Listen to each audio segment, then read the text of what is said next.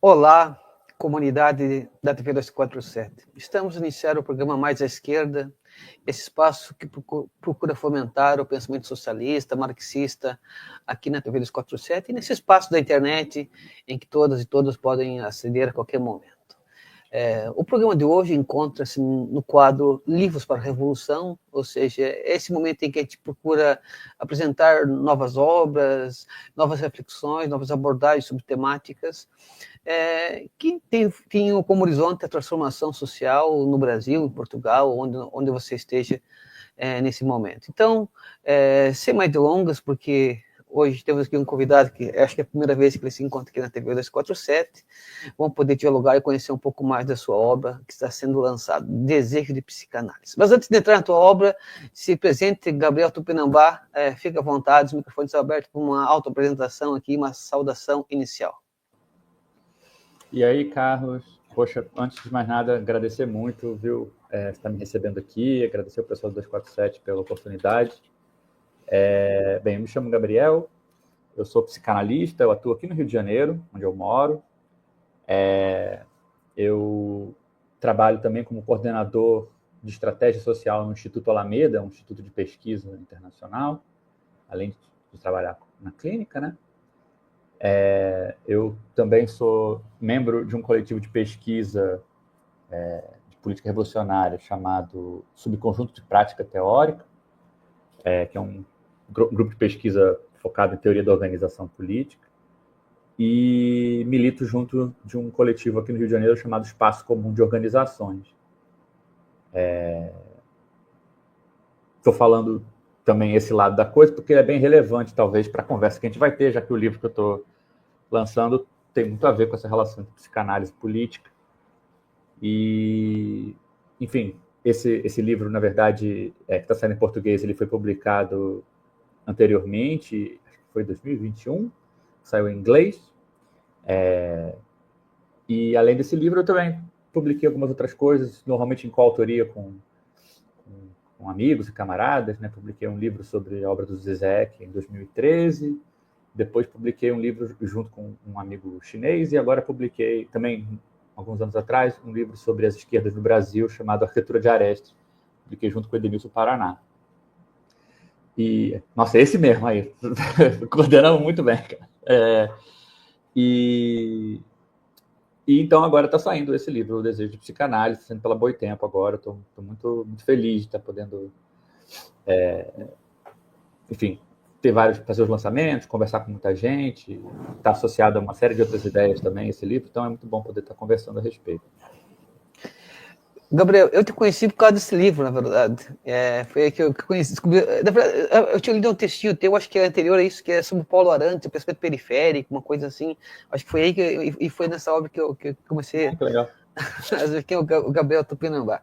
Mas então, Gabriel, olha, assim, acho que podemos conversar, digamos, começar essa conversa aqui para que todos possam saber um pouco mais do livro. Se tu pudesse contextualizar, já falou que o livro foi publicado em inglês, por que foi em inglês? Porque é produto do que essa obra? Acho que é importante aproximar o leitor assim do que nos motiva a escrever. Não, tá certo. De fato, foi uma situação meio esquisita, assim. Eu fazia doutorado fora do Brasil, em filosofia e psicanálise. Minha pesquisa acadêmica era ligada a esse universo muito próximo da obra do Zizek, né? As relações entre filosofia hegeliana, o marxismo, a psicanálise e tal. Eu já estava, na época, começando a atuar como psicanalista aqui no Brasil, mas doutorado eu fazia fora. E como o Slavoj Žižek tinha sido um dos orientadores da minha pesquisa, depois da defesa, ele muito generosamente ofereceu para facilitar a publicação do meu doutorado. Então, ele me colocou em contato com uma editora e foi assim que começou o caminho. Acabou que eu não publiquei meu doutorado, publiquei outra coisa. Mas saiu em inglês porque a porta que tinham aberto para mim naquele momento que o Zizek tinha aberto foi essa. Mas a pesquisa que eu fazia já não era muito endereçada para o exterior. Eu não morava no exterior. Meu interesse era aqui no Brasil, nas questões que eu estava vivendo aqui, tanto políticas quanto clínicas. Então, foi uma situação assim muito doce e amarga, assim, de ter um resultado de uma pesquisa divulgado, publicado e conversando num contexto. Estava muito orgulhoso de poder divulgar e ter um lançamento internacional, mas, ao mesmo tempo, o público onde eu queria realmente ter essa conversa, para quem as coisas tinham sido escritas, era aqui. E aí demorou bastante tempo até eu conseguir arranjar meios de que o livro fosse traduzido. Eu mesmo não tinha condição de tirar tempo para fazer isso, né? Tive a sorte de ter uma conversa com a Ivana e tudo mais, e consegui que o livro viesse publicado pela Boitempo. Demorou alguns anos, entre 2021 para 2024. Então, um bom tempo, muita coisa mudou, inclusive. Mas foi um pouco esse o caminho, a razão de ter saído primeiro. Entre sair em inglês e sair em português, o livro saiu em russo também, no começo desse ano. Era para ter saído agora em espanhol, mas vai sair no começo do ano que vem em espanhol. E também estou muito satisfeito, tem tido uma reverberação muito boa, assim, o debate em torno das questões do livro, assim, tenho ficado muito satisfeito de poder ter bastante interlocução, sabe? Isso é bem bom. É isso, como eu falei para o Gabriel antes de entrarmos aqui no ar, eu só tive tempo de ler o livro, né? Porque uma coisa acho que é importante, esse processo educativo, uma coisa é a gente ler ali, passar e tal, outra coisa é a gente estudar a obra, parar, refletir, reescrever, dialogar com o autor. Acho que esse é um processo muito importante para quem está no trabalho intelectual. Gabriel, então, vou começar pela pergunta, que é o título do livro, que eu acho que pode nos dar umas pistas. Qual o desejo da psicanálise? Cara, então, acho que essa pergunta, enfim, é uma boa pergunta, mas não é para mim responder, assim, porque eu não tenho muita condição nem acho que é para alguém se prestar a responder isso particularmente, assim. O título do livro, né, o importante do título não é nem a pergunta e nem a ideia de ter um conteúdo específico essa pergunta, né?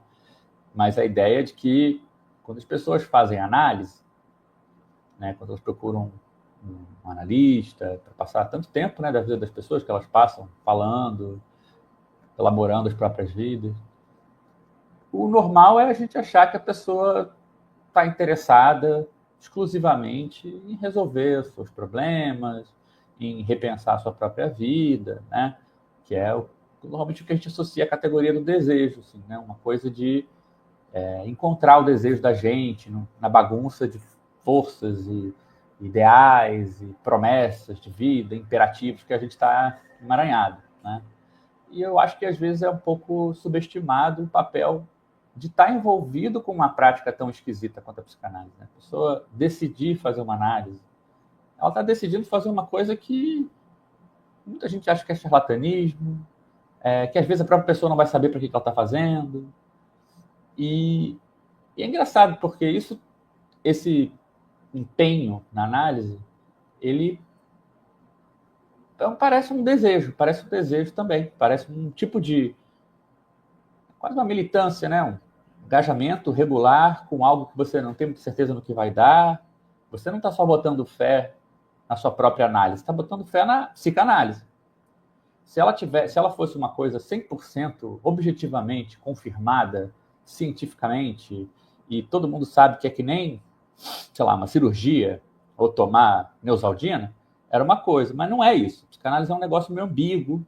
Até quem pratica enquanto analista tem dúvidas sobre o que está fazendo. Quem faz análise como analisante também tem dúvida. Então, é um investimento particularmente especial você decidir fazer uma análise e sustentar isso. Então, será que isso não merecia, né, o título de um desejo de psicanálise, um desejo de que a psicanálise existe? Entendeu? Então, assim, o conteúdo dessa pergunta não é tão importante assim. É mais refletir sobre se essa dimensão é relevante ou não. Mas eu acho que é uma coisa um pouco contraintuitiva, assim. E, no fundo, eu estou tentando... Acho que é um livro meio denso, é um livro complicado, mas, no fundo, a intuição fundamental dele é sobre isso.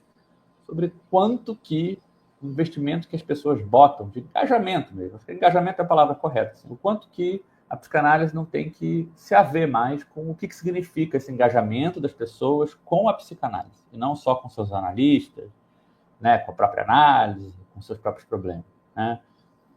O que quer dizer isso? Qual a importância disso para uma análise funcionar?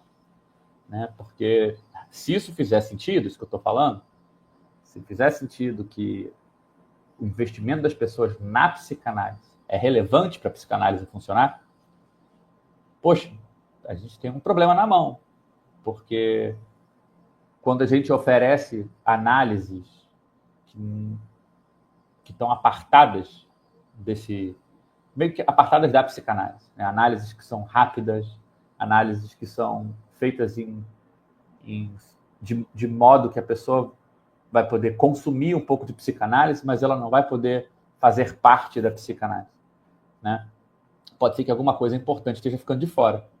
Então, a análise que eu fiz, né, e que teve um papel tão importante na minha vida, foi uma análise que tinha, pelo menos como horizonte, não era ninguém nunca me obrigou, ninguém nunca falou disso necessariamente, não é uma necessidade, mas era uma possibilidade, de que eu poderia fazer análise suficiente para, eventualmente, pertencer à comunidade analítica, eventualmente virar analista, eventualmente debater o que é psicanálise. O que significa oferecer análise para terceiros que não têm esse horizonte? Será que isso não altera alguma coisa relevante? Se a gente achar que não existe esse desejo de psicanálise, se isso não for relevante, se isso não faz a menor diferença, então talvez isso não tenha problema nenhum. Mas se a gente achar que esse negócio é importante, que isso tem algum efeito, então esse tipo de acesso puramente pelo consumo, a psicanálise pode ter consequências até para a eficácia da coisa. Então, é meio que esse é o caminho básico. Claro que era uma provocação, eu pergunto, porque a minha questão que eu colocar para ti, Gabriel, é um pouco de uma categoria que, se eu não estou lembrando, o Clement Beto retoma do Freud, que acho que é a ideia de comunidade analítica, porque é isso que está colocado aqui em questão, é justamente essa relação que ultrapassa a mera clínica. Então, se pudesse aprofundar isso, que eu acho que essa articulação que tu fazes aí, e por isso que eu pensar muito na filosofia política, talvez seja um caguete quem vem da filosofia política, puder aprofundar esse elemento, que eu acho que é muito rico nesse sentido. Então, eu nem estou usando como se fosse um termo muito técnico, assim, né? Comunidade analítica, vamos supor que é só esse grupo de pessoas que eu acho que, olha, inclui os analistas, porque os analistas vivem disso, eles se encaminham paciente, eles fazem grupo de estudo, eles formam instituições, coletivos. Tem professores que às vezes são analistas, às vezes não são, mas também promovem a psicanálise, né? Sugerem que ela é algo importante, de valor para a cultura.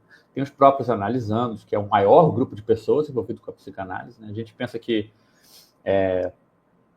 as bases da psicanálise são formadas pelos analistas, mas os analistas, na verdade, são um grupo menor do que os dos analisandos, né? Realmente, o grosso das pessoas que estão envolvidas com a psicanálise estão fazendo análise, não estão oferecendo análise, né?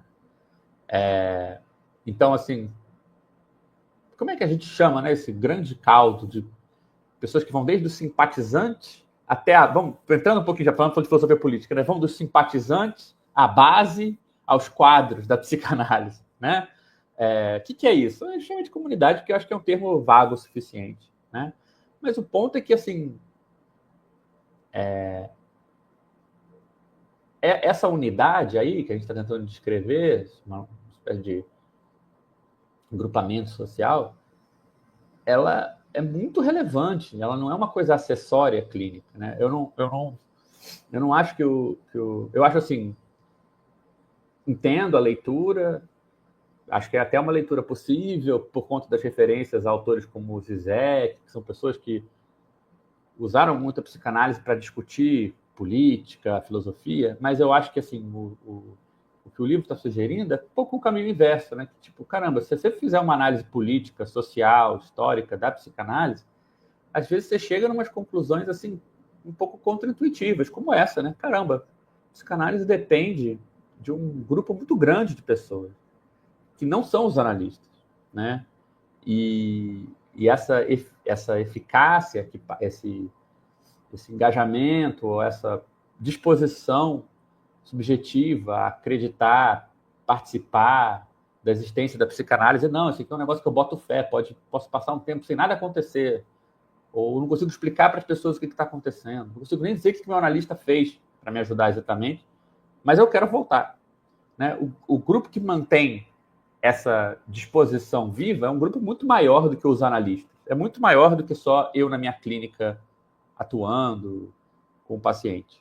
Então, a eficácia da psicanálise me parece depender do esforço de um grupo muito maior do que o analista individualmente na sua clínica poderia ver, né? E eu acho que a gente não sabe descrever muito bem ainda que tipo de dependência é essa, o que a gente deve, né, a esse grupo maior e que tipo de manutenção da existência desse agrupamento as escolas, instituições, coletivos tem que estar atento, como a gente tem que se relacionar com isso, né? Então, mais do que pegar a psicanálise para discutir política e analisar se o Bolsonaro é perverso, psicótico, não sei o quê, o meu interesse é mais pegar as ferramentas muito bem estabelecidas, muito mais bem estabelecidas do marxismo, da economia política, não sei o quê, para a gente olhar para a psicanálise e falar, cara, o que é esse terreno onde a psicanálise está atuando, de que maneira isso influi no que a gente faz, sem por isso fazer um tipo de análise que eu acho que, em geral, é muito contraproducente, que é aquela análise muito antiga que simplesmente reitera de que, como psicanálise nasce como um serviço numa sociedade burguesa, em grande parte dirigido e do interesse de uma classe média, não sei o quê, no fundo é só uma expressão ideológica dessa sociedade, né? Eu tenho um pouco mais de fé na psicanálise que isso e eu acho que há outras maneiras de abordar a psicanálise no mundo contemporâneo, no capitalismo, que não é nem essa crítica de dela ser uma ideologia burguesa e nem um super idolatria do potencial subversivo revolucionário da psicanálise, que eu também acho que não ajuda tanto assim, né? Ô, Gabriel, deixa eu te perguntar, mas tu não acreditas aí, é uma coisa que talvez... mas tu aponta, em certa medida, que a psicanálise ela tem em si um potencial subversivo, né? Então, mas qual que é o limite dela? Ou é só uma dimensão mais aparente da psicanálise em si? Então, eu acho assim, eu sou agnóstico, talvez, sobre o potencial subversivo da psicanálise. Eu, por quê? Porque, primeiro, comparando com outras atividades políticas na minha vida, a minha clínica não é a atividade política mais subversiva que eu conheço. Então, acho que na métrica do que é possível fazer com uma militância, com organização, não sei o quê, eu não botaria a psicanálise lá em cima, né? Primeiro ponto. Segundo, porque eu acho que o discurso sobre a capacidade subversiva da psicanálise, faça sua análise, isso vai transformar sua relação com o mundo, isso pode mudar sua relação com o consumo, com não sei o quê, são coisas muito louváveis, de fato. Mas, assim, muitas vezes esse discurso é utilizado para tornar a psicanálise uma prática excepcional. Eu acho, assim, já entrando numa polêmica, eu acho que tem uma série de profissões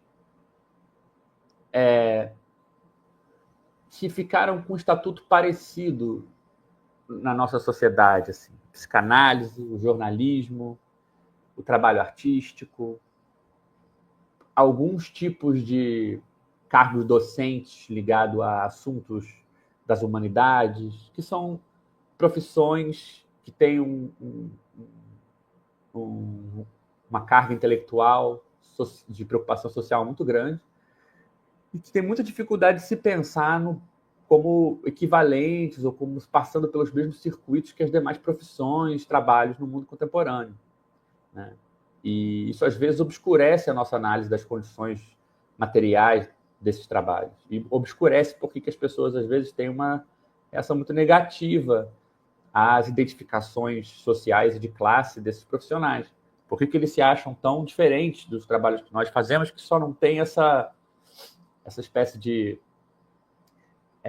autorização a se considerar uma grande contribuição, né? Por que sei lá, o motorista de Uber é um trabalho, mas o professor universitário de antropologia, de ciências sociais, está fazendo um trabalho que tem um papel social muito maior. Eu não gosto, para a política que eu acredito e que eu faço parte, eu não gosto de partir desse ponto de partida, acho ele muito, muito perigoso. E eu acho que isso aplica à psicanálise. Então, eu não gosto de partir do pressuposto que ela é mais subversiva ou que a política... porque o que acontece também é muito isso. Quando a gente parte do pressuposto que uma coisa é subversiva, por natureza daquele ofício, a tendência é que a gente também acha que, bem, o que então é a boa política daquela categoria? É mais do mesmo, né? Mais psicanálise. E eu não acho que isso é uma boa ideia, pensar assim, né? Eu acho que, por exemplo, se você é um médico, se você... Poxa, quem vai dizer que, né, dá atenção às doenças, às diferentes patologias que, sei lá, um dentista preste atenção, né, o consertar dentes das pessoas, que isso não é bom? É bom. Seria bom que todo mundo tivesse acesso. Seria bom que mais pessoas pudessem ser dentistas. Para mim, a política da psicanálise acontece nesse nível. Ela não acontece no conteúdo. Eu não preciso dizer que o dente tem um papel fundamental na subversão do capitalismo. Então, o dentista é um herói disfarçado. Eu não gosto de tratar a psicanálise assim.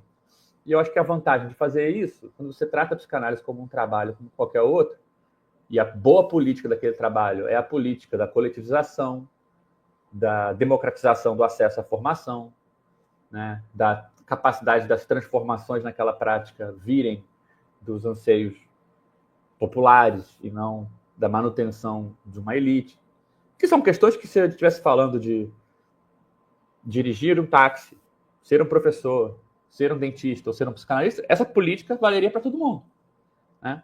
Eu acho muito melhor esse encaminhamento da questão política, porque ele facilita, ele tira essa excepcionalidade e facilita o trânsito político entre categorias profissionais, né? E, enfim, permite que a gente introduza a psicanálise nos problemas de todo mundo do trabalho, ao invés de excepcionalizar como se a luta do trabalho, a luta política na psicanálise fosse uma outra luta, a luta de um grupo que trabalha com uma coisa subversiva que ninguém entende e que é excepcional, isso aqui. Eu acho que isso é um atalho para a radicalidade que atrapalha, porque faz parecer que a gente está mais próximo do ponto dessa radicalidade do que a gente realmente está.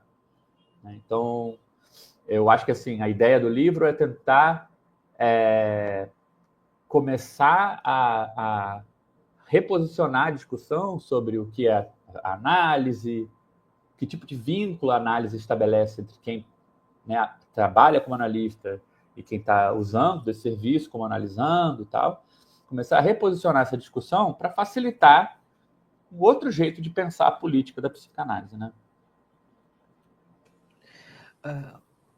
Gabriel, aqui entrando um pouco no elemento de uma categoria que tu aborda nesses termos, que é a ideologia do lacaniana, ou algo parecido com Sim. isso.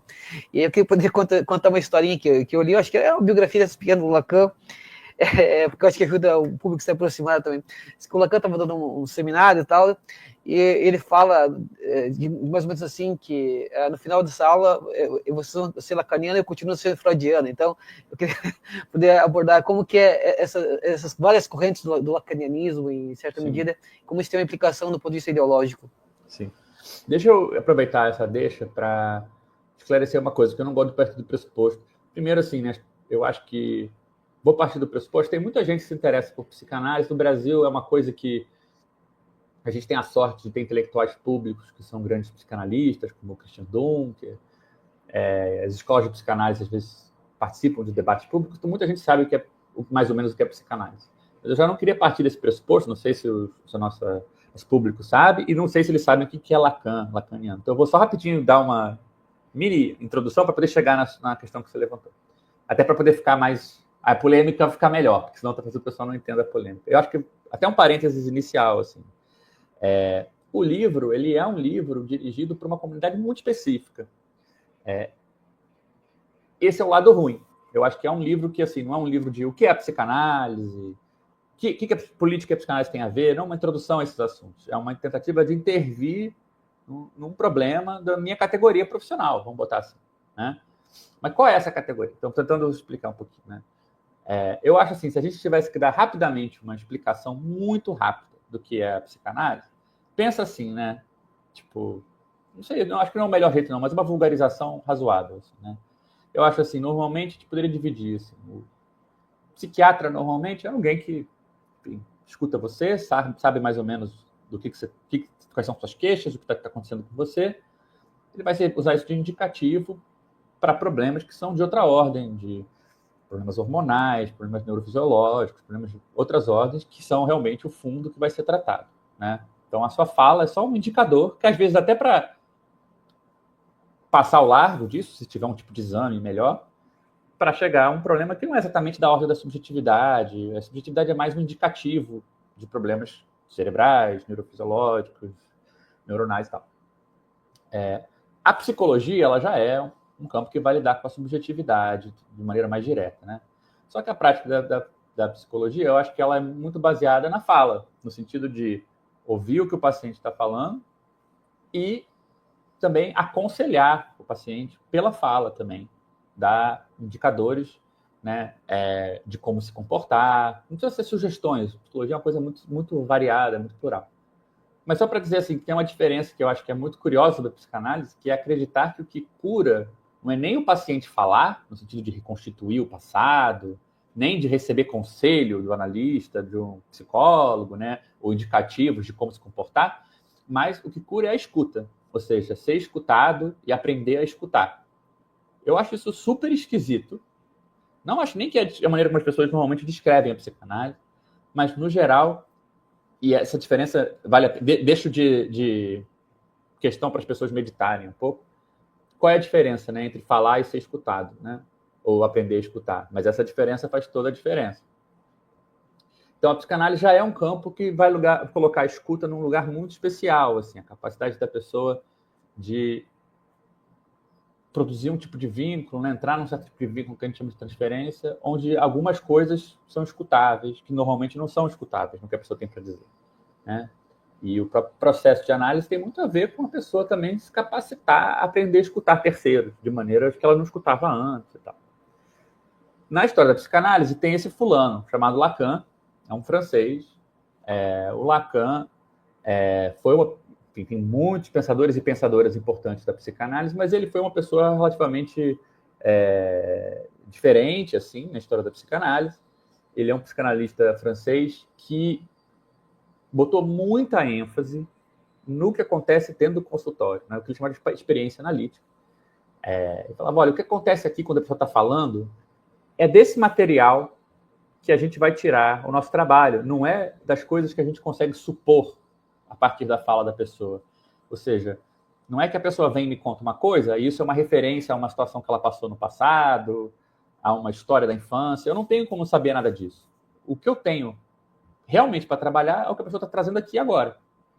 Eu poderia dizer que é uma espécie de versão materialista da coisa, né? Porque o que tem na clínica é o que está dentro da clínica. Não é nem o cérebro que está oculto e nem o passado que está oculto atrás do presente, né? Então você tem que trabalhar com o presente da fala das pessoas. E o que você tem para escutar no presente da fala das pessoas se você não sabe muito bem se é verdade, se é mentira, se é fantasia, se não é.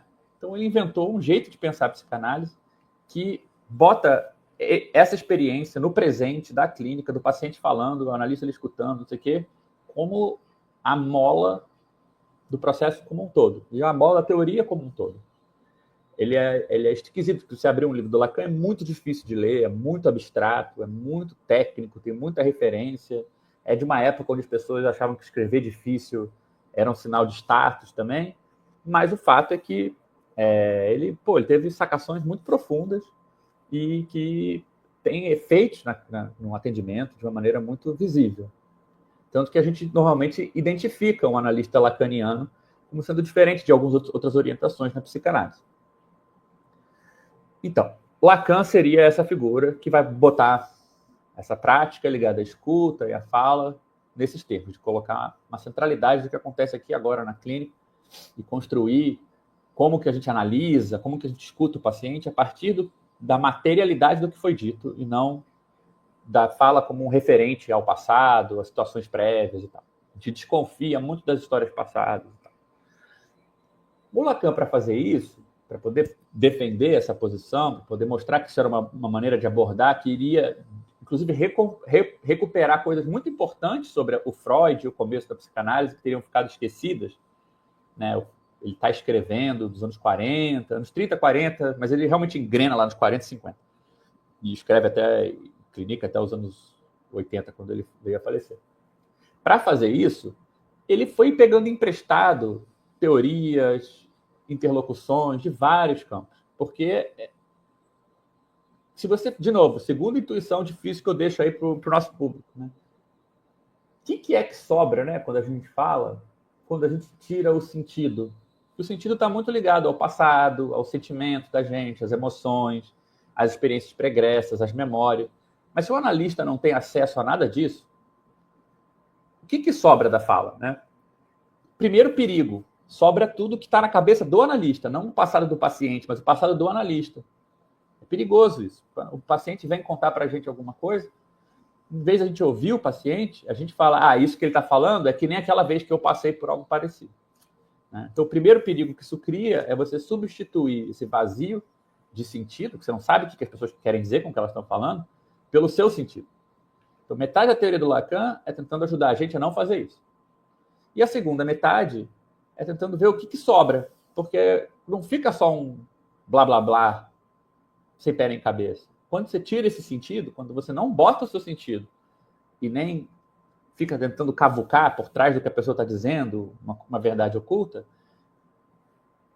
tem estruturas, tem repetições, tem palavras importantes, tem jeitos de se expressar. Tudo isso vai ficando com mais relevo. Então, a teoria dele toda é em volta disso. E, para isso, ele foi atrás da filosofia do Hegel, ele foi discutir coisas de matemática, de ciência, para tentar mostrar, olha, gente, só porque eu estou falando que é para a gente focar nessa experiência presente, não quer dizer que não vai ter onde se segurar. Só que ele foi pegando emprestado de muitos lugares e pegou emprestado da linguística.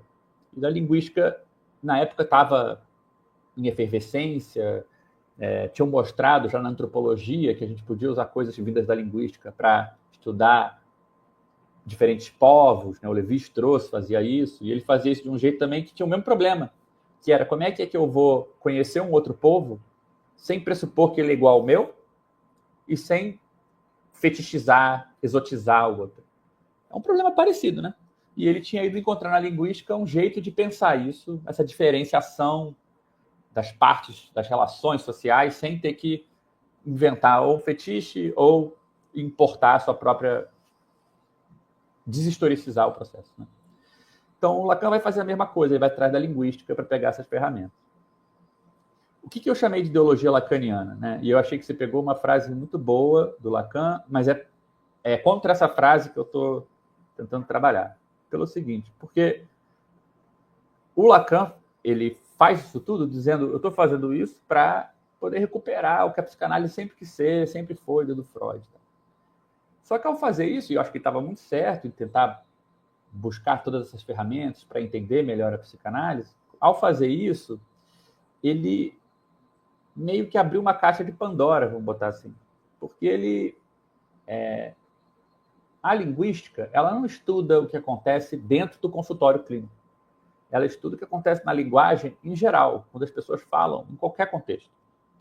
Então, por mais que ele tenha conseguido muito bem convencer as pessoas a ouvirem melhor seus pacientes, a tirarem seus preconceitos e pressupostos e sua própria história da frente para poder escutar melhor, ele fez isso com ferramentas que se aplicam em qualquer contexto.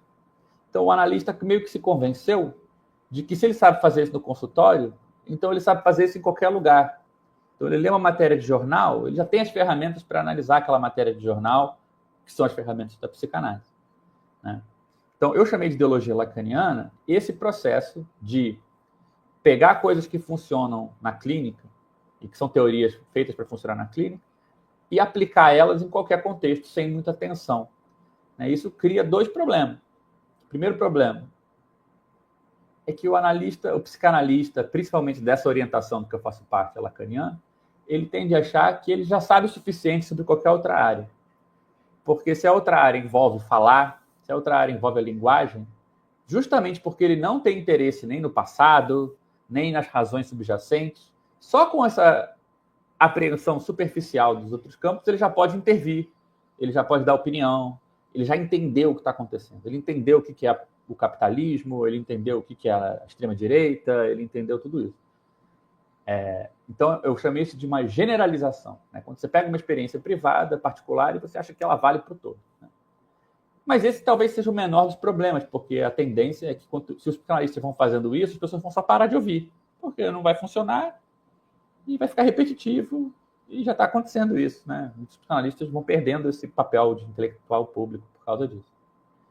Mas o problema maior é que isso tem um efeito dentro da psicanálise.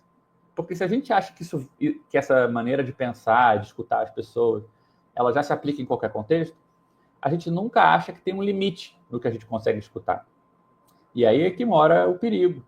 Porque e se começar a chegar pacientes que tem uma coisa nova para dizer para a gente que a gente nunca ouviu na clínica? Ou que obrigaria a gente a repensar a teoria?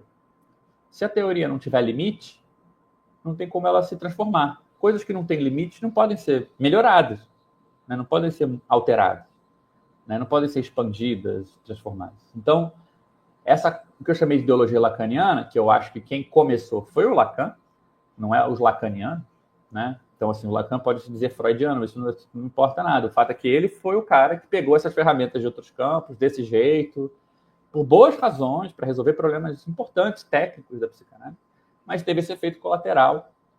Algumas pessoas se debatem contra esse efeito, ficam com a pulga atrás da orelha, falam, caramba, mas tá certo isso mesmo? Isso funciona assim mesmo? E outras usufruem disso e ganham posições de poder, de autoridade, de ascendência sobre os demais, aproveitando esse efeito colateral que não é tão necessário assim para a psicanálise funcionar, né? Então, ideologia lacaniana seria esse procedimento. E você vê, não é uma coisa que ninguém é maléfico, não é nada de... É um problema quase de... Por exemplo, o conceito de energia na física passou por uma coisa parecida.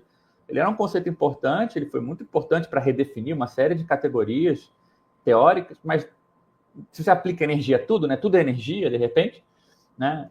Você está generalizando um conceito que funciona numa área para funcionar em todas, e aí, por perder especificidade, ele também vira outra coisa, né? Até dificulta a ciência a avançar. Então, eu acho que é uma coisa um pouco parecida. Assim. Igual na historiografia, né? Eu até escrevi sobre isso, o totalitarismo vira tudo também, né? Igual a ideologia, né? Eu acho que nesse sentido o Zizek tem muito a colaborar para repensar a própria categoria de ideologia, se tudo é ideologia, o que não é ideológico, né? Qual a dimensão do escape? Eu acho que seria algo para se refletir. O que me aproximou do Lacan, confesso, inicialmente foi a partir de Hegel, mas depois fui me afastando. E aí a minha pergunta vai um pouco em dois sentidos. Uma é esse certo ecletismo que tu anunciou aqui, mobilizar vários campos de conhecimento, ou pluralismo, aí é um longo debate sobre a diferença, mas principalmente que algo que eu senti às vezes, talvez isso seja pouca leitura minha aprofundada das grandes correntes da psicanálise, é uma ausência da crítica da economia política. E eu, enquanto um marxista, nesse sentido, acho que não é que a crítica da economia política justifica tudo, explica tudo, longe disso, mas eu acho que ela é fundamental para pensar qualquer teoria social. Então, se pudesse... porque, nesse sentido, tu aborda essa dimensão, por exemplo, o fato de existir hoje ter a psicanálise popular, por exemplo, que é uma dimensão que são os espaços que quem pode frequentar a clínica, porque no fundo é essa a questão que tu tenta responder, né? Então acho que seria interessante abordar como tu articula essa dimensão da crítica da economia política. Então, eu acho que assim tem muita coisa assim, né? Mas você vê como é que é o problema, né? Tipo, do ponto de vista do jeito que eu diagnostiquei assim a situação,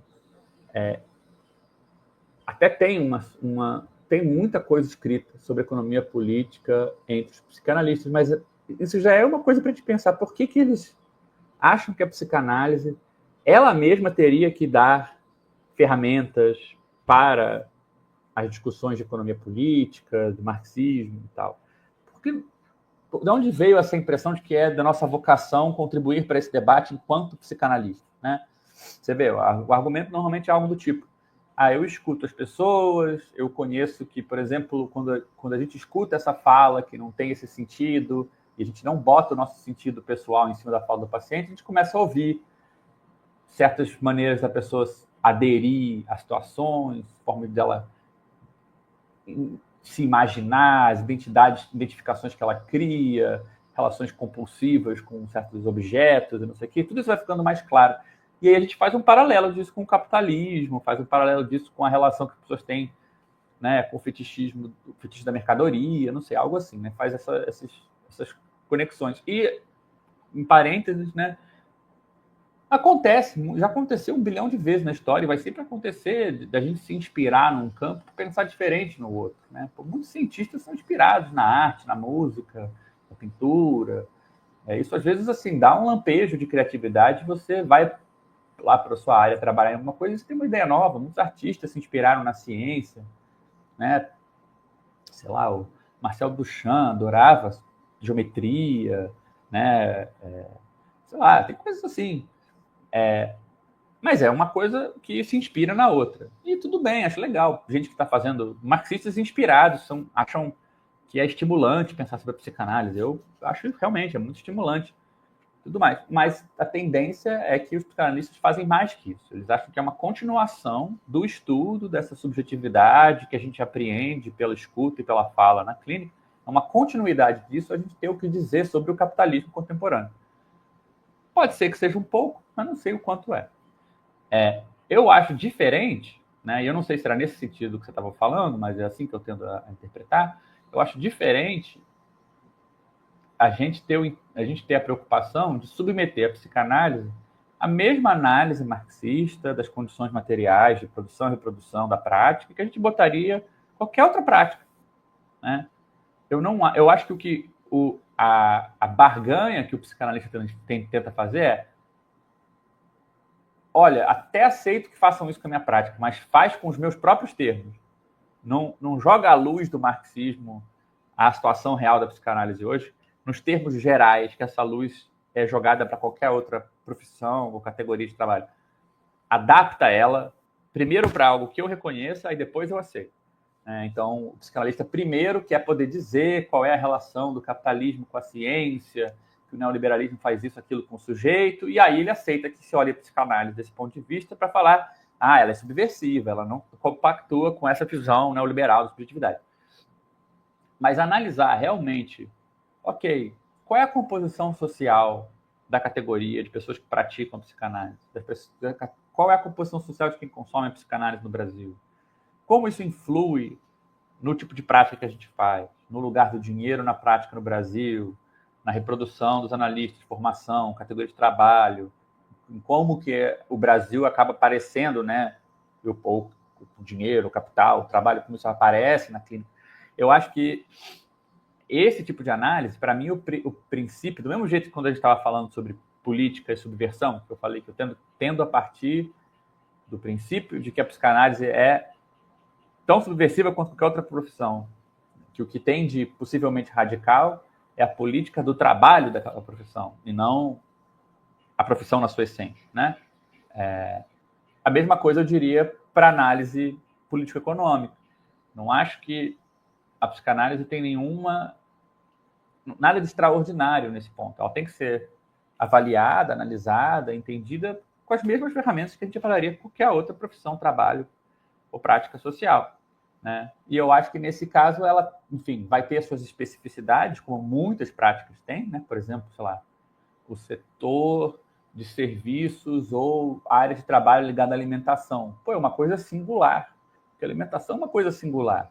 Dar de comer, produzir comida, caramba, não tem nada como isso no mundo, né? A crítica da economia política não está aí para botar tudo no mesmo saco e dizer que é tudo igual, mas encontrar qual é a especificidade econômica de uma prática que passa pelo metabolismo social da sociedade inteira, na reprodução da natureza e pela reprodução da força de trabalho. Isso é uma coisa singular, não é igual à psicanálise, que também não é igual a outra coisa, né? E a psicanálise também tem sua singularidade, como um serviço ofertado de uma certa maneira, mas também o tipo de vínculo que se estabelece, o tipo de efeito desse trabalho é particular. Então, tem coisas muito particulares.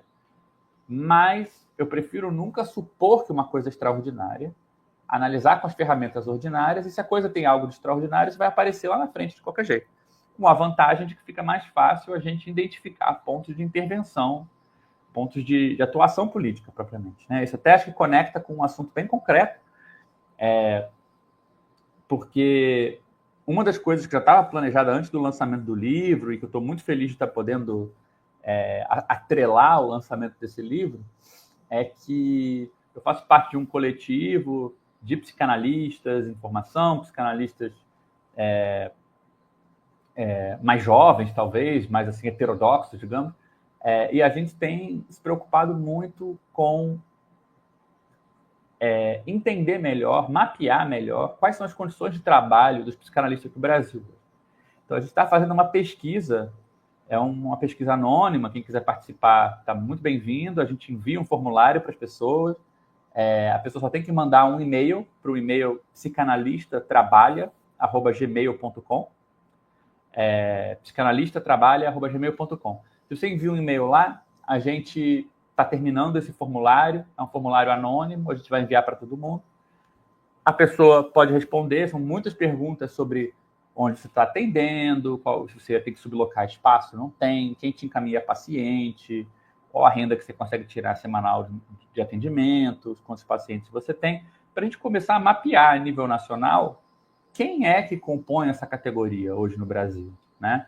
E qual é a ideia? Não é sair com artigos sociológicos, não é sair com papers acadêmicos. A ideia é, uma vez feita essa pesquisa, a gente vai convidar todo mundo que preencheu esse formulário para um fórum para a gente começar a debater quais são os instrumentos da categoria de trabalhadores da psicanálise que a gente precisaria para empurrar a organização desse grupo na direção de conseguir as coisas que são importantes para a gente enquanto trabalhadores dessa área, com especificidades. Né? Mudou muito o caráter de quem pratica psicanálise na última década, né? Nos últimos 15, 20 anos. Então, assim, esse livro, para mim, é uma linha de auxílio, é só uma tentativa de apoiar esse movimento maior, que eu acho que é o movimento de politização, não mais da psicanálise, como se ela fosse política inerentemente, né? Mas dos psicanalistas, né? Como uma categoria que teria que ter condição de fazer sua política, tal como qualquer outra categoria profissional. Por mais que tenha seus detalhes, suas nuances, suas dificuldades, isso não impede, né? Então, eu acho que... E te agradeço, Carlos, estou vendo que você está compartilhando o e-mail aí. Correto? Então, assim, está correto aí mesmo? Está certinho. A gente tem recebido muitos pedidos de participação da pesquisa. Eu acho que vai ser uma coisa bastante ampla, assim, e ele está muito curioso para onde isso vai, né? Porque você vê, quando você começa a se perguntar isso, tipo, o que precisa um psicanalista hoje? A psicanálise hoje está periferizada, não é uma psicanálise de elite só. Pessoas que se formam, conhecem a psicanálise, querem trabalhar como psicanalista, representam uma parcela muito mais diversa da população. Poderia ter efeitos muito grandes na psicanálise se a gente tivesse condição de sustentar essas clínicas novas, esses novos atendimentos, né? Vai mudar a escuta das pessoas, vai mudar quem é escutado. Então, isso tem muito potencial de transformar. Só que não é um problema, né? Não depende a gente chamar psicanálise de nada subversivo, excepcional, especial.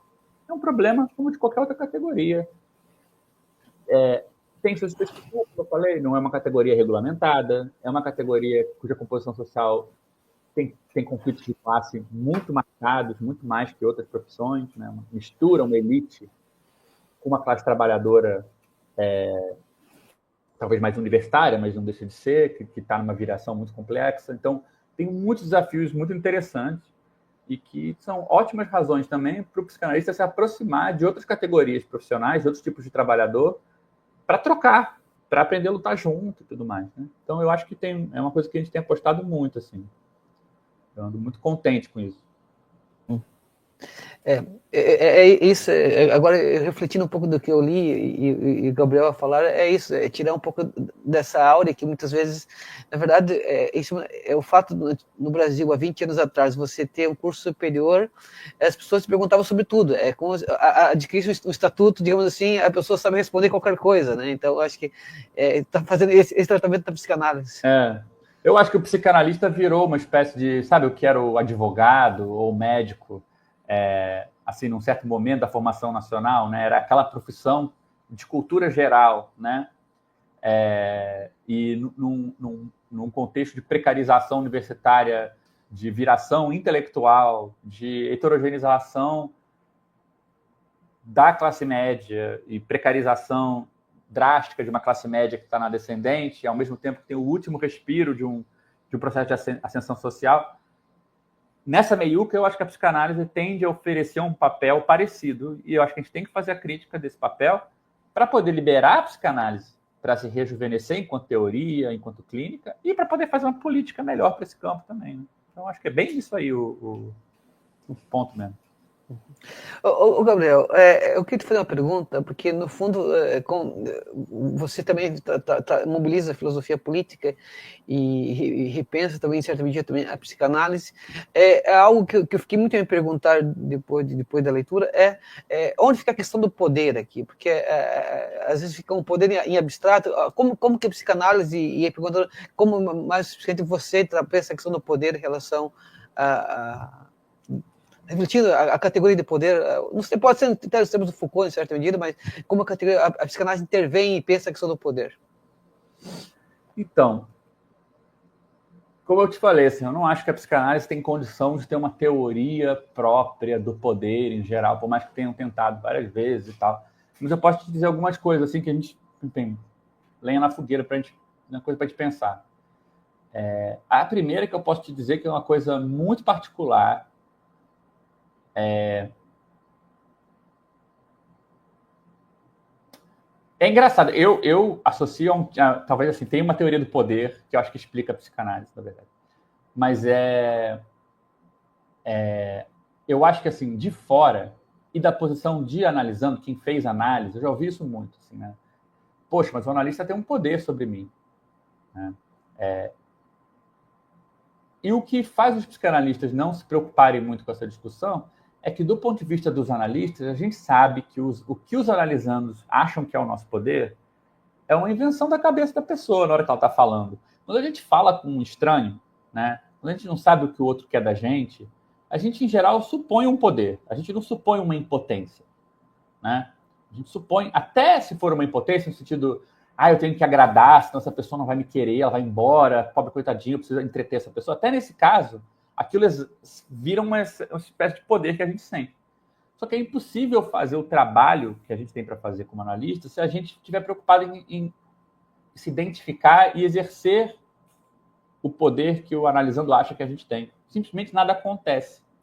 Eu acho isso uma coisa assim, eu acho que talvez seja um exagero dizer isso, né? Alguns analistas já disseram, né, que a psicanálise ou funciona ou não faz nada, ela não consegue fazer algo muito negativo. Né? Quando o analista dá uma sugestão, sugere algo para o paciente, dá uma interpretação torta, normalmente entra para um ouvido e sai pelo outro, porque as pessoas não são burras. Né? Quando a interpretação funciona, quando a interpretação toca e a pessoa fica com aquilo, é porque ela encostou em alguma coisa no geral. Então, ou bem o analista não acerta nada, ou ele toca em alguma coisa real. Mas, assim, empurrar o paciente numa direção ou na outra, se a pessoa está só fazendo ali o trabalho dela, é muito difícil. É um trabalho, assim, que você vê constantemente as pessoas envoltas com a sensação de que um outro tem poder sobre elas. Toda sessão, você percebe isso, que o paciente está às voltas com a ideia de que está se dirigindo a alguém que tem um poder, com quem ela tem que negociar e tal. Mas de onde você está sentado, você vê que não é você. E se você tentar exercer, se você tentar se confundir com isso, a pessoa te trata como um gênio. Nossa, você é tão inteligente, você sabe tudo. Aí você age como um sabe tudo. O que você falar vai entrar para um ouvido e vai sair para o outro. Você fala, nossa, isso parece o que não sei o quê, uma ópera de Puccini, não sei o quê. A pessoa vai falar, massa. Então, como eu estava dizendo, ele vai continuar. Você não tem poder para intervir. Então, assim, qual é a teoria do poder, na minha opinião, que explica o funcionamento da psicanálise? É a teoria zapatista. Mandar obedecendo. O psicanalista só consegue mandar quando ele obedece, no sentido de que ele aquece algo que ele escutou. Você não consegue nunca intervir porque você tentou empurrar alguma coisa. Quando a gente tenta empurrar alguma coisa, nada acontece. Quando você devolve algo que já estava, quase como se o próprio paciente já tivesse interpretado, você vai só fazer ele perceber isso. Que ele mesmo estava começando a escutar alguma coisa no que ele está dizendo. Quando você faz isso, a coisa tem uma eficácia enorme. Então, tem uma coisa do mandar obedecendo, tem uma coisa de você... Quanto menos você exerce, quanto menos você acredita que você tem algum poder, e portanto o poder está do lado, né, da fala, do lado do analisando, mais eficaz a coisa é. Então, assim, nesse nível, que é o nível 1, eu acho que tem um diálogo de surdos, assim, não sei se é assim que se fala, né? Uma coisa que não rola entre pessoas criticando, mas e o poder na psicanálise? E os analistas dizendo, poxa, gente, mas não é bem assim que a coisa funciona. Por outro lado, tem um outro tipo de poder que esse eu acho, né? Assim, tem dois níveis de poder mais estrutural, que eles atuam na psicanálise, como atuam em qualquer prática, com o problema de que, como o psicanalista acha que ele já resolveu o problema do poder, por causa dessa conversa que a gente acabou de ter, ele tende a ser particularmente desatento a essas outras dimensões. Mas você vê que a estrutura da minha crítica é muitas vezes que o analista é alguém que é afobado, ele acha que ele já fez, por isso ele nunca faz, né? Então, ele acha que já é subversivo, então ele não precisa fazer política real. Ele acha que ele já lidou com o problema do poder, então ele não pensa como que o dinheiro ou como a segregação e a violência estruturam o espaço social. E ele não acha que ele está incluído nisso. Então, por exemplo, assim, eu gosto muito de um tipo de análise que pega o final ali do primeiro volume do Capital, onde o Marx está discutindo, é no capítulo da acumulação primitiva, né, onde ele fala sobre a compulsão muda do capital, né? A compulsão muda do capital, ela não atua na subjetividade, na consciência, ela não atua necessariamente nas intenções, ela atua através do mundo material, né? Ela é tão real quanto o fato de que para você... Eu moro aqui em Santa Teresa, né? Para eu voltar de alguns lugares para minha casa, tem que subir um morro. É mais custoso subir do que descer, ou andar em linha reta, né?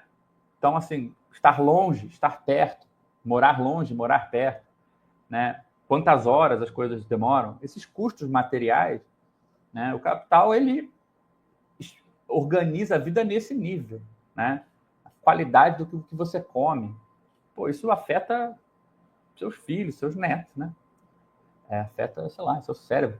São coisas muito materiais. Não é no nível da opinião, dos valores. As pessoas podem ter o valor que quiser e ainda vão estar submetidas a isso. Então, tem constrangimentos do mundo real que afetam quem pode entrar no seu consultório, a disposição que a pessoa vai ter para falar ali, a relação que ela vai ter com aquele tempo, a economia dos próprios analistas. Então, por exemplo, uma coisa que é pouquíssimo discutida na psicanálise. Normalmente, os espaços de formação de analista são entre outros analistas. E, normalmente, o espaço onde você recebe seus primeiros encaminhamentos como analista são esses mesmos espaços. Ora, qual é a chance de você querer questionar analistas mais velhos, dizer que a teoria está esquisita, que eles estão falando besteira, se você depende deles para ter encaminhamento para poder começar o seu trabalho? Não vai acontecer, né? Então, esse é um efeito colateral das escolas de psicanálise que quererem ser os principais lugares, tanto de encaminhamento quanto de formação de analistas. Cria esse problema. Agora, alguém ali está com má índole? Não. Mas a tendência é que eu não vou querer arriscar. Quanto mais ferrado eu tiver, menor a chance de eu arriscar. E quanto mais ferrado eu tiver, quanto mais vivendo numa situação de precariedade, de viração, de tendo que, né, fazer outros corres e tudo mais, assim, maior a chance de eu trazer um ângulo para a discussão da psicanálise diferente, inclusive. Então, cria um paradoxo. Então, problemas que vão desde da compulsão, o modo como a compulsão monetária do capital se insinua em moldar a prática em algum grau, é algo ao qual a gente é, em geral, bastante cego, né? A gente está muito mais interessado em quando o paciente fala sobre dinheiro, fala sobre profissão, carreira, aí a gente acha que há o neoliberalismo aí, né? E aí a gente atua. E o racismo e também o sexismo são coisas que, assim, eles não atuam no nível só do paciente que traz uma fala machista, né? Tem histórias muito horríveis, por exemplo, pacientes que, pô, sei lá, o cara negro vai no consultório da analista dele, na zona sul do Rio de Janeiro, ele é a única pessoa revistada na porta do prédio, para subir no prédio de Dondoca, onde ela atende. Você acha que ele vai chegar no seu consultório como? Né? E você não está desimplicado do fato que você não faz a menor ideia, né, de que, sem você ter que pensar, você paga uma pessoa para ficar na portaria identificando as pessoas por cor, quem vai ser parado, quem não vai. Isso, evidentemente, afeta a capacidade da pessoa de falar, de se sentir escutada naquele ambiente, né? Então, ou a estrutura das escolas de psicanálise, né? Como eu estou falando, essas coisas não afetam só os analisandos, afetam os analistas também. Para tanta conversa sobre o feminino, sobre psicanálise ter um papel subversivo para as mulheres, 90% das instituições de psicanálise ainda são em torno de uma figura masculina, uma série de mulheres em volta, não sei o quê. Então, essas coisas que são mais estruturais, não necessariamente os psicanalistas são muito bons de lidar, e eu acho que elas são problemas ligados à forma como o poder se exerce. Mas não precisa de nenhuma teoria especial para isso, né? O problema, como eu falei, a análise ordinária das relações de poder já seria suficiente para a gente começar a mexer nisso, né? Por mais que eu acho que dentro da clínica, na eficácia clínica, o problema do poder é menos preocupante do que poderia parecer, talvez. Excelente, excelente. Muita coisa para pensar. Acho que essas dimensões do poder. Minha pergunta era um pouco para refletir isso, né, que acho que são questões que o senso comum muitas vezes uma certa, até cria-se até a mística da dependência do terapeuta, tudo isso, que eu acho que não vamos ter tempo para abordar aqui. Já gastamos nossa hora aqui de espaço, mas eu não poderia encerrar, Gabriel, sem fazer uma pergunta que eu acho que principalmente porque é um livro de intervenção no ramo da psicanálise, que assim, uma pergunta, para quem tem interesse em fazer o curso de psicanálise, para quem tem vontade de ser psicanalista, qual a mensagem que tu deixa? Porque eu acho que isso é uma questão importante das pessoas compreender que a psicanálise é muito mais alargado do que esse senso comum do psicanalista coloca na mídia, na imprensa, porque acho que existe uma dimensão, aí tu fala muito da clínica, e talvez eu pense muito em psicanálise a partir de uma teoria social, né? E eu acho que esse diálogo que é muito importante. Então, assim, eu fui formado, acho que numa linha mais parecida com a sua, assim, né? Antes de começar a atender, psicanálise, para mim, Lacan era um grande leitor de Hegel, inclusive, que era me vender assim, né? E acho que tem coisas muito legais de teoria social, de filosofia, tudo isso está lá. Mas eu acho que isso é pouco perto de quão legal pode ser a experiência de fazer uma análise e de analisar outras pessoas. Eu acho que isso, inclusive, enriquece esse lado da conversa, que também é, claro, muito importante, sem dúvida, tem muitas contribuições, mas eu acho que, assim,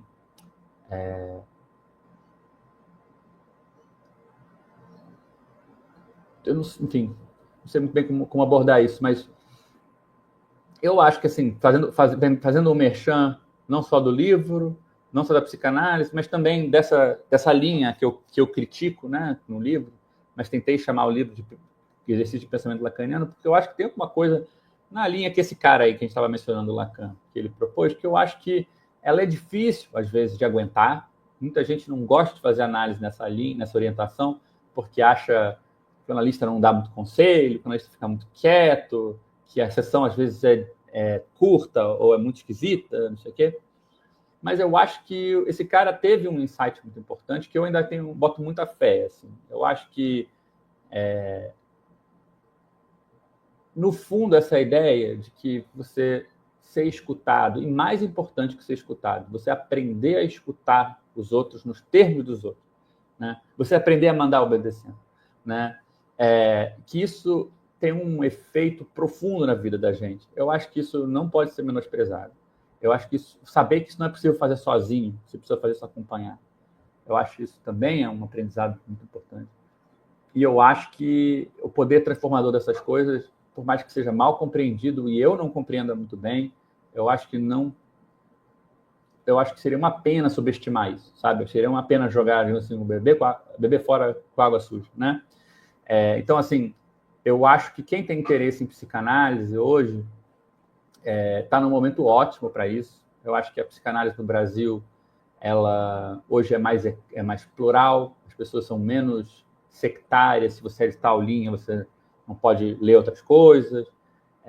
ela aos trancos e barrancos, foi mais democratizada, você pode encontrar, você está querendo conhecer um pouquinho mais, você pode encontrar cursos de formação gratuito, cursos online, você tem muita bibliografia que a gente não tinha 10, 20 anos atrás, tem uma relação melhor com a universidade pública, então você consegue ter acesso a professores, cursos para começar a se inteirar do que está acontecendo, mas eu acho que, assim, é muito importante, pelo menos esse seria meu conselho, não sei o quanto que ele vale, assim, mas eu acho que é muito importante, se você teve a oportunidade de ter alguma experiência de ser ouvido num consultório, de você falar e poder pensar sobre a sua vida, e se surpreender com o que você fala, e voltar, e continuar brilhando, de manter isso como uma bússola, porque eu acho que as barganhas que estão hoje disponíveis para transformar isso numa experiência que já está completa, que é meio que é sempre a mesma coisa, que vai sempre estar no mesmo lugar, que não tem nada para ser transformado, não tem nada para a gente contribuir. Eu acho que tem muitas barganhas nessa direção, e eu acho que é importante evitar isso, porque a gente está precisando na psicanálise, e principalmente nessa linha lacaniana, que eu acho que ainda é uma linha que, por mais que tenha algumas das instituições mais complicadas, alguns dos discursos mais elitistas, eu acho que ela é baseada do princípio mais democrático que a psicanálise conseguiu produzir até agora, mais igualitário, por ser mais materialista, eu acho que a gente está precisando formar uma galera que não vem encantada tanto com o discurso e vem mais apaixonada pela prática, sabe? Acho que isso vai fazer muita diferença, acho que muita coisa ainda vai acontecer de legal. Então, assim, eu acho que